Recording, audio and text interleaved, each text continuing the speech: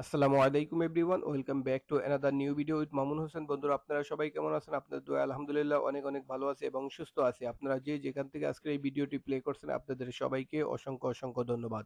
আরেকটি নতুন, এটা হলো একদম লেটেস্ট নিউজ।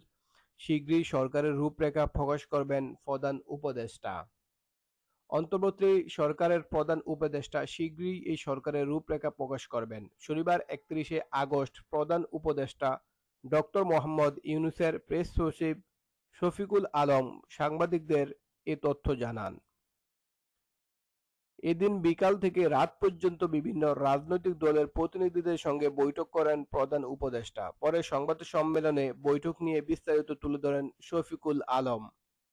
তিনি বলেন, প্রধান উপদেষ্টার আজকের রাজনৈতিক দলগুলোর সঙ্গে মতবিনিময় সভায় অন্তর্বর্তীকালীন সরকারের রূপরেখা নিয়ে আলোচনা হয়েছে।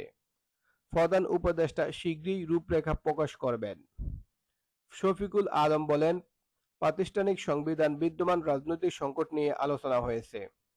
আজকের বৈঠকে রাজনৈতিক দলগুলোর মতামত জানতে চাওয়া হয়েছে।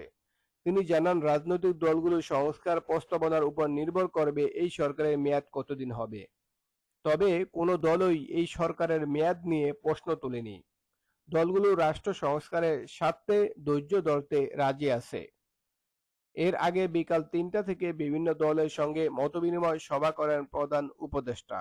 এতে অংশ নেন হেফাজতে ইসলাম, খেলাফতে মজলিস, খেলাফত আন্দোলন, জাতীয় পার্টি, গণফোরাম, জমিয়তে উলামায়ে ইসলাম, ইসলামী আন্দোলন বাংলাদেশ, বাংলাদেশ জাসদ সহ কয়েকটি দল।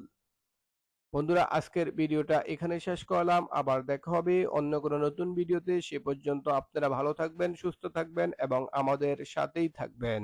আল্লাহ হাফেজ। আসসালামু আলাইকুম ওয়া রাহমাতুল্লাহ।